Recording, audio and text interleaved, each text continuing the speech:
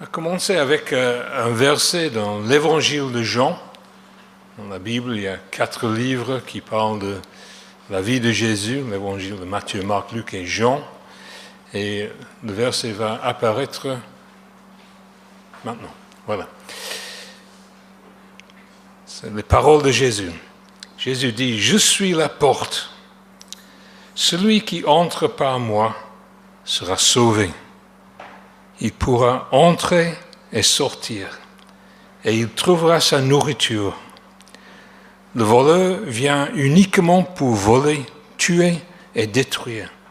Moi, je suis venu pour que les hommes aient la vie, et l'aient en abondance, la vie abondante. »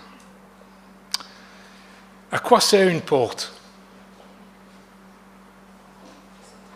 Il y a quelqu'un qui est toujours réveillé. À quoi sert une porte? Ce n'est pas une question difficile. Hein? Je vous donnerai des indices. Une porte, c'est à entrer, à sortir, protéger ce qui est à l'intérieur et séparer. Et j'ai pensé à cette idée d'une porte.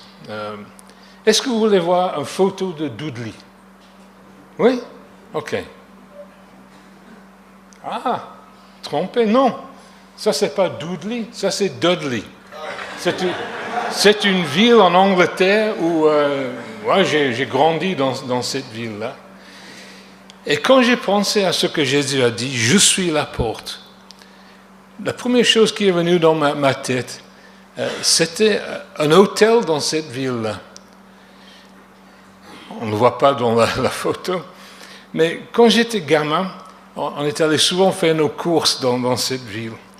Et au centre de la ville, casé entre 2 magasins, il y avait un hôtel. Et la porte était en verre, donc on pouvait voir à l'intérieur de l'hôtel, au moins la réception. À l'intérieur, on voyait un accueil, un tapis rouge, tout était peint en blanc et en or, il y avait une lustre. Bref, pour moi, c'était un autre monde qui était à l'autre côté de cette porte. Tellement différent de la vie terne qui était Dudley à l'époque de ma jeunesse. Tellement différent. J'étais fasciné par ce qui était à l'intérieur de cette porte. Mais moi, je le regardais de l'extérieur. Je ne pouvais pas y entrer parce qu'il y avait cette porte devant moi, une barrière qui m'a exclu de cet autre monde qui me fascinait quand même. Ce n'est pas du tout le sens que Jésus a utilisé quand il dit « Je suis la porte ». Il n'a pas dit ça pour être une séparation entre nous et une autre vie, un autre monde. Non, le contraire. Il y a des moments dans la vie, et je pense en écoutant le témoignage de Dudley et de Celia, on a capté ces moments-là. Il y a des moments dans la vie de chacun d'entre nous où Dieu agit, où il nous interpelle, où il nous appelle, où on a un petit aperçu de sa main à l'œuvre. Et je suis sûr que c'est vrai. On a entendu le témoignage de Dudley et de Celia, surtout de Celia quand elle a parlé de ces choses-là, de comment Dieu a agi en elle, les moments qu'elle a saisi que Dieu était à l'œuvre. Et je suis sûr que c'est vrai pour tout le monde ici, sans exception, que Dieu à un certain moment est à l'œuvre dans votre vie. Et je vous dirai comment je sais ça. La Bible, cette parole de Dieu, cette parole que Dieu nous adresse, nous le dit. Et donc il y a un livre dans l'Ancien Testament de la Bible qui s'appelle l'Ecclésiaste, écrit par un grand philosophe 1000 ans avant la naissance de Jésus-Christ, donc il y a 3000 ans. Et voilà ce que l'Ecclésiaste a dit. Dieu fait toutes choses belles au moment voulu.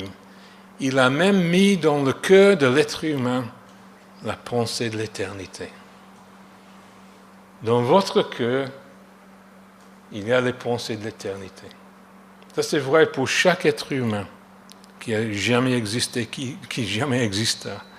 Chaque être humain a les pensées de l'éternité dans son cœur.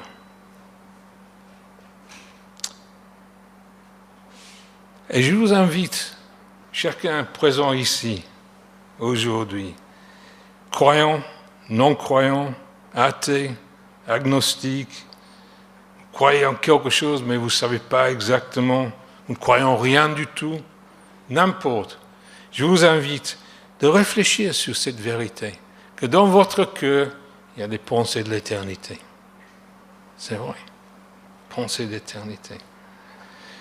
Y avait-il un moment dans votre vie où vous avez ressenti que Dieu est à l'œuvre, que Dieu a fait quelque chose, vous avez soupçonné que derrière ce qui s'est passé, il y avait une autre main qui était à l'œuvre, la main de Dieu. Dieu vous a donné cette capacité de ressentir sa présence et son œuvre.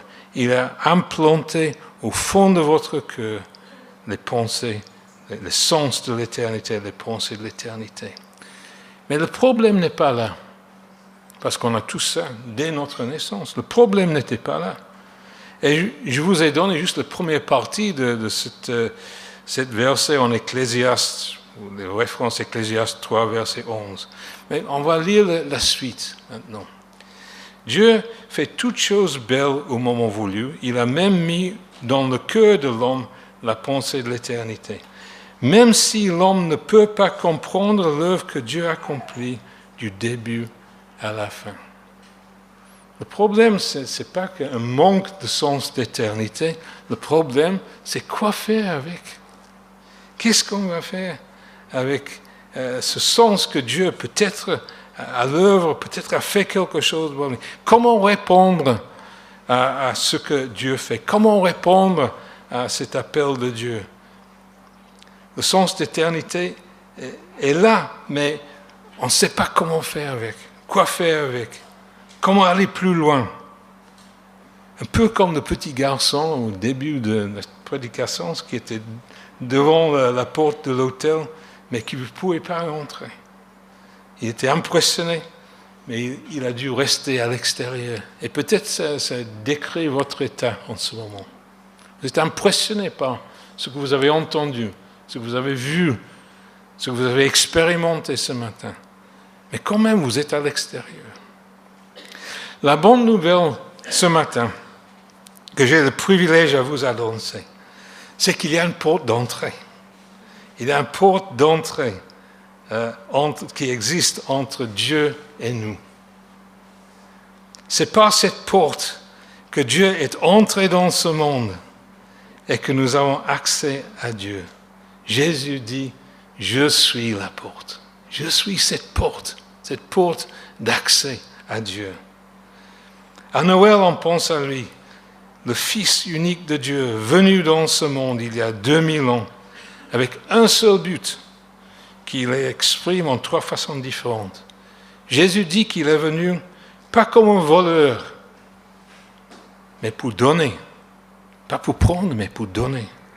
Jésus est venu chercher et sauver ce qui est perdu. Jésus est venu réconcilier le monde avec Dieu le Père. Si on pense à sa venue dans ce monde à Noël, à Pâques, on pense du fait que Jésus a été rejeté par les hommes, qu'ils l'ont crucifié. Mais ça, ce n'était pas la fin de l'histoire. 3 jours plus tard, il est ressuscité et il vit pour l'éternité. Et maintenant, c'est lui qui est la porte d'accès à Dieu le Père. Et il nous donne cette promesse. Celui qui entre par moi sera sauvé.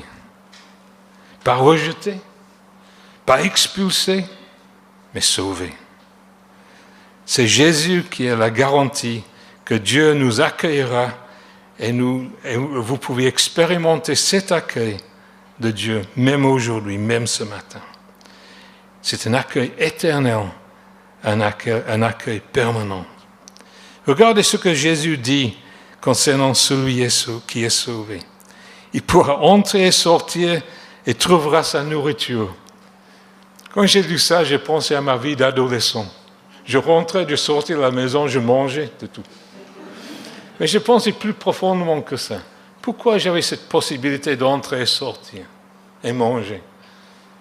Parce que j'étais chez moi. La vie de famille, j'étais chez moi. Et c'est à cette vie de famille que Dieu nous invite. Passez par la porte qui est Jésus-Christ. Par la foi. C'est comme si Dieu nous a donné aussi une clé pour ouvrir cette porte. Et la clé s'appelle la foi. Et entrer et vivre cette vie de famille, appartenir à la famille de Dieu.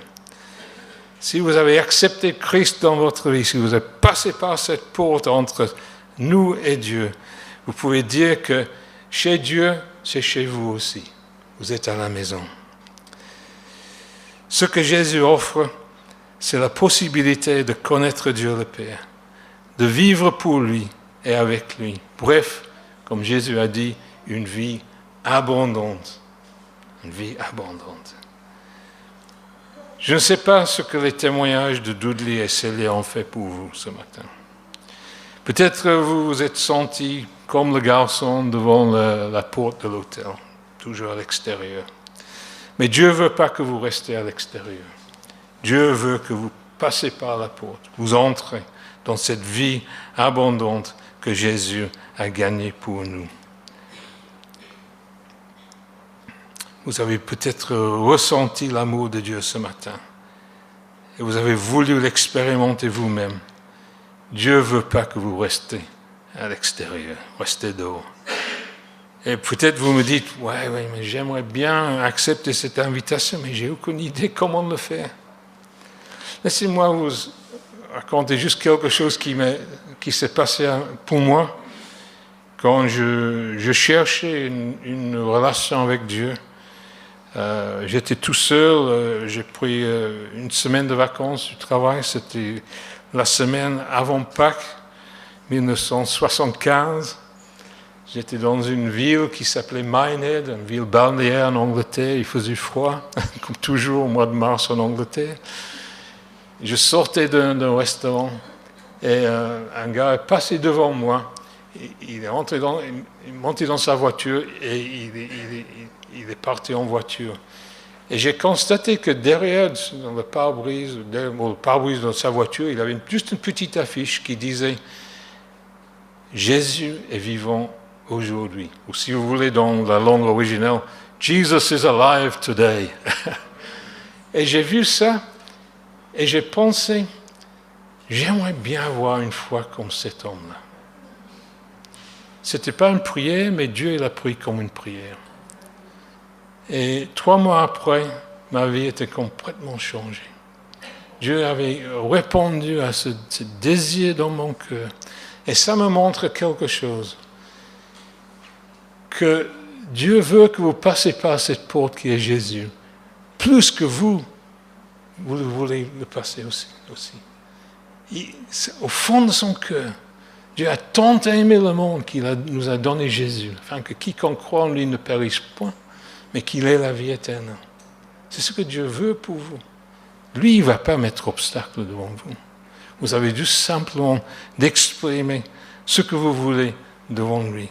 Ce qui est dans votre cœur. Vous avez juste besoin de répondre à ces pensées d'éternité qui sont, je ne sais pas, mises en œuvre aujourd'hui dans votre cœur. Et si vous voulez de l'aide, il y a 2 personnes qui sont là pour prier avec vous aujourd'hui. Un homme pour les hommes, une femme pour les femmes. Il y a le petit cadeau de bienvenue qu'on donne à tous ceux qui viennent pour la première fois dans l'Église. Il y a des choses là qui peuvent vous aider à prendre cette décision de passer par la porte qui est Jésus et entrer dans cette vie nouvelle. S'il n'y a pas assez là, donc me demandez ou Manu, on va trouver d'autres matériels à vous donner. Et juste une dernière chose à dire, c'est que chez nous, la porte est toujours ouverte. Amen. Amen.